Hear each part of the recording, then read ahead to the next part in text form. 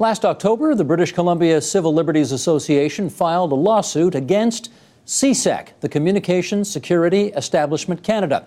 The suit claims CSEC's surveillance of Canadians is unconstitutional. And joining us now to discuss the case in Vancouver, British Columbia, Caily DiPuma. She is counsel for the BCCLA. And Caily, we're glad to have you out there on the left coast with us this evening. Start by just telling us, because I suspect a lot of Canadians still don't know what this is, what is CSEC? Well, CSEC is Canada's electronic eavesdropping agency. It's the Canadian counterpart to the U.S. National Security Agency that we've heard so much about in the news lately. CSEC's been around for quite a long time, since the Cold War era, actually. And it is charged with collecting electronic communications such as email, phone, internet, website accessing information, and all sorts of things for Canada's interests, both in terms of security and other national interests. At the moment, Caily, they are building apparently a $880 million, 72,000 square foot headquarters in Ottawa that is going to use the equivalent of a small town's worth of energy. What do we know about what's going to be happening inside that building? Well, CSEC's operations are really shrouded in secrecy. They would prefer to keep much of what they do out of the public eye. What we suspect that this new building will enable them to do is a lot more of the data processing and data mining that requires a significant amount of energy and computers in order to achieve. We've seen a new similar building being built in Utah in the United States for the NSA, and we think that it's clearly an expansion of what CSEC already is. And data mining means what? Data mining is essentially where they aggregate all of the information that they collect about Canadians through all of their various methods, and they aggregate it into large databases, and then they submit queries in order to kind of get the needle out of the haystack, so to speak. Now, you are alleging in your suit that CSEC is violating our constitutional rights as laid out in the Charter of Rights and Freedoms. In a nutshell, give us the argument. How do you think they're doing that? We allege that two aspects of CSEC's operations are unconstitutional. First, we say that CSEC is collecting Canadians' private communications, like the content of your email, your phone conversation, and your text messages, when Canadians are communicating with someone outside of Canada. They are also collecting metadata information, which is produced each and every time a Canadian uses the mobile phone, accesses the internet, or sends an email or text message. That's not the content of information, but it can still tell the government an awful lot about you once it's collected over time. We say that these two activities, when aimed at Canadians, violate our Charter of Rights and Freedoms protection against unreasonable search and seizure and infringe on our right to free expression. What do you think the harm is in the government collecting that kind of information? Well, there's quite a few harms that we see. The first is with respect to free expression. Our concern is that Canadians will begin to self-censor, that expression that would normally be legal and in the normal course of things, they will begin to curtail because they fear that the government is in fact listening to what they're saying and recording it. So there's that aspect. The other aspect is really all about accountability. CSEC operates virtually without any accountability measures. And essentially we say that a proper functioning of our democracy requires that CSEC have real oversight, that there be some judicial involvement, some parliamentary consideration of what CSEC is doing to ensure that Canadians' rights are being respected in the course of CSEC's activities. Well, since you're on the issue of oversight, let me jump ahead a little bit here to point out that there is somebody called a CSEC commissioner who's got a job of overseeing what they do. And every commissioner, apparently, since the office was established in 1996, has agreed that CSEC's operations are lawful, with the exception of one recent case where a judgment could not be reached. So I guess the question is, do you think that this commissioner's office is capable of providing the kind of oversight you think is necessary in this case? No, we don't feel that the current CSEC Commissioner's Office is able to provide the type of oversight that's necessary to ensure that CSEC is complying with the Constitution. We say that for a few reasons. First of all, the CSEC Commissioner employs 8 people currently and functions with a budget of approximately $2 million.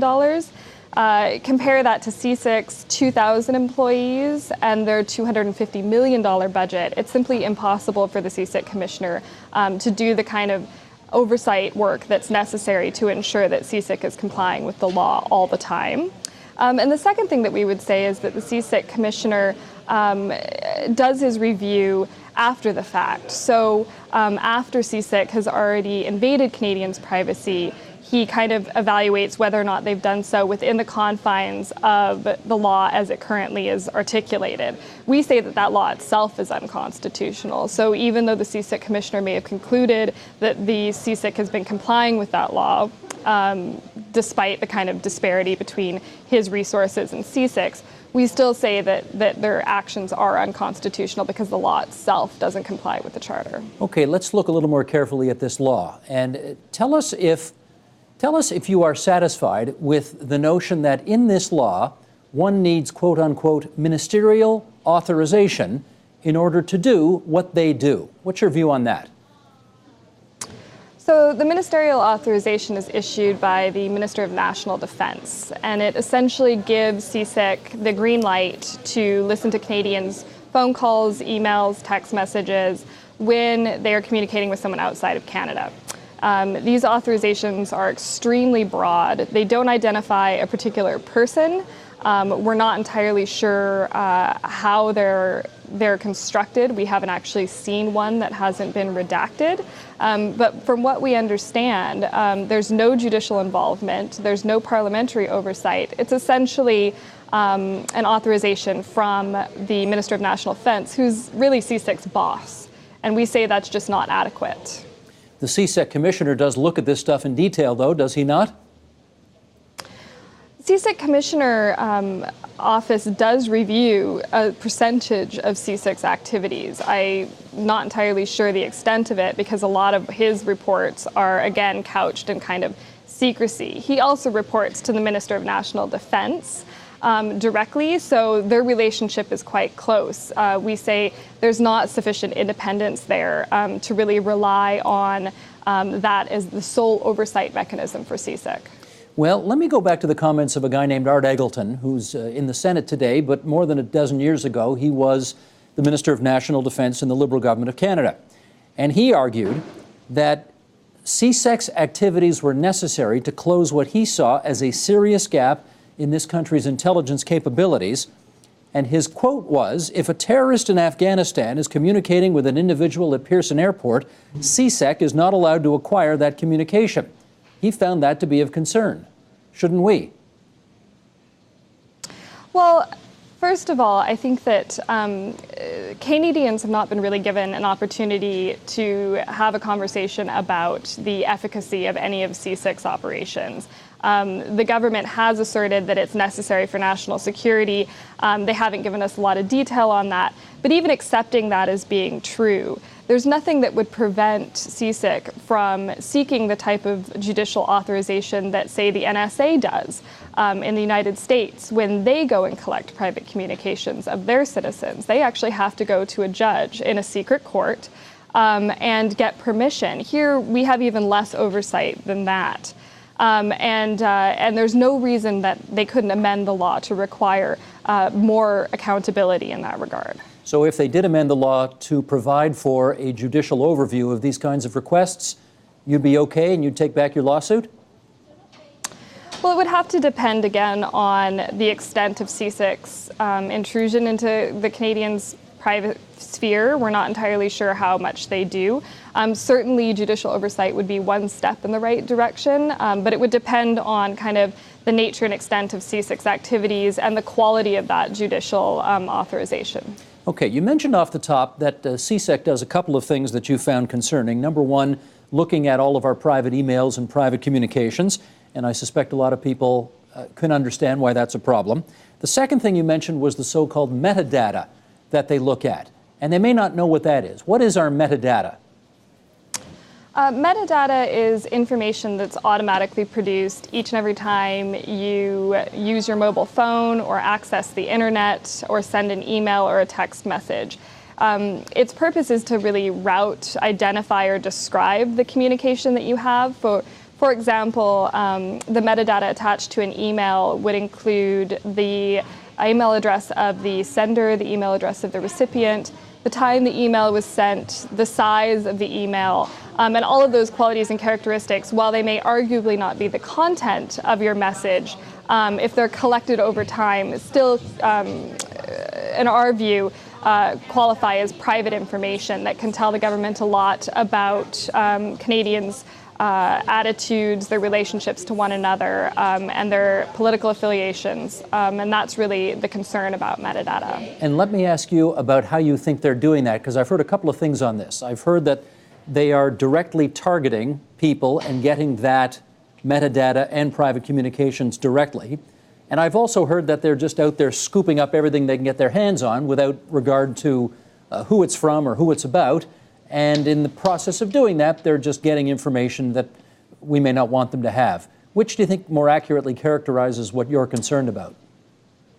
Well, it's difficult to say what CSEC is doing because they haven't been, to this point, forthright about the type of information that they're collecting and the scope of their operations, especially with respect to metadata. But when we look at what's happening in the United States with the NSA, we see that they're collecting virtually everything about U.S. citizens, every piece of metadata that they can get their hands on. And that is especially concerning for us because of our close relationship with the NSA and CSEC's operations with them. Their relationship has been quite close for quite some years now. So assuming that CSEC is doing what the NSA is doing, that they certainly have the capability of doing, we can suspect that they're collecting just as the NSA is, which is basically everything that they can about Canadians, and kind of just creating the biggest haystack that they can from which to pull information. And is it your view that the collection of that metadata is as egregious a breach of our charter rights as the other more personal direct information? Well, I think that that's really one question that the court is going to have to grapple with. I think that there is a privacy interest in metadata. There may not be the same level of privacy interest in a single piece of metadata as there is in, say, a single phone conversation. But as that is aggregated over time, it becomes deeply concerning that the government could have, say, for example, a profile on each Canadian citizen. And that would certainly be alarming, and we say would be unconstitutional. Okay, Caily, this is, of course, a balance, right? We want our privacy respected, but on the other hand, we do want a certain amount of spying going on because we hope the government will catch bad people before they can harm us. Where do we find the balance on this? Well, I think that Canadians should expect and do expect their government to protect both their security and their privacy. And finding that balance is where we say the government so far has just failed. We don't see the kind of balancing that needs to happen in order to ensure that Canadians' rights are being respected. And that's really what our lawsuit's about, and that's what this conversation is going to be about as we move forward with these revelations about surveillance on a global level. Where are you in the court case right now?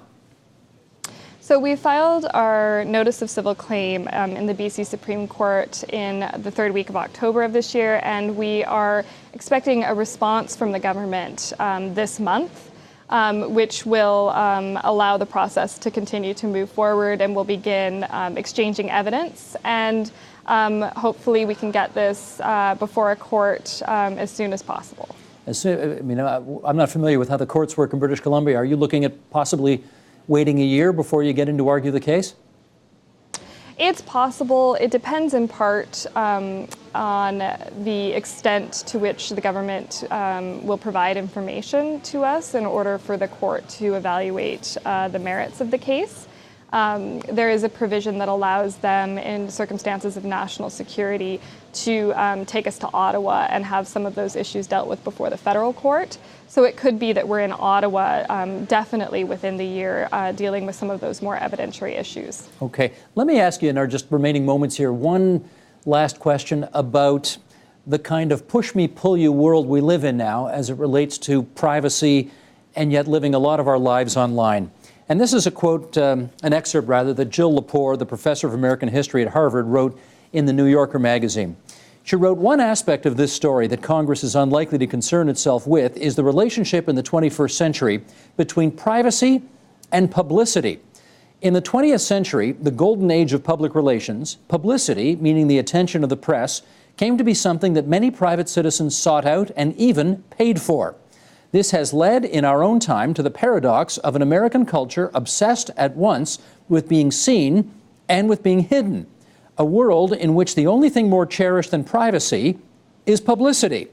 In this world, we chronicle our lives on Facebook while demanding the latest and best form of privacy protection, ciphers of numbers and letters, so that no one can violate the selves we have so entirely contrived to expose." Now, that's an American author in an American publication, but I suspect a lot of the issues translate across the border as well. Can you weigh in on that, conundrum that we want our privacy, and yet we seem to be living so much of our lives and giving a lot of it away online? Yeah, I think it's clear that that our concept of privacy may be changing as it relates to the kind of social media platforms that you mentioned in that quote. But I think that Canadians appreciate the real difference between posting on Facebook where you went for lunch that day, what cafe you ate at, and posting that information to Facebook versus the government secretly tracking me using my cell phone and finding out where I ate lunch that day. Those are two very, very different scenarios. And it's about control of information. And in one, the Canadian citizen has control over what information they want to make public. And in the other, there's a real grave threat to our democratic freedoms and our rights with our government surveying us behind our backs. Caily DiPuma from the BC Civil Liberties Association. It's good of you to join us on the line from Vancouver tonight. Thanks very much. Thank you. Support Ontario's public television. Donate at tvo.org.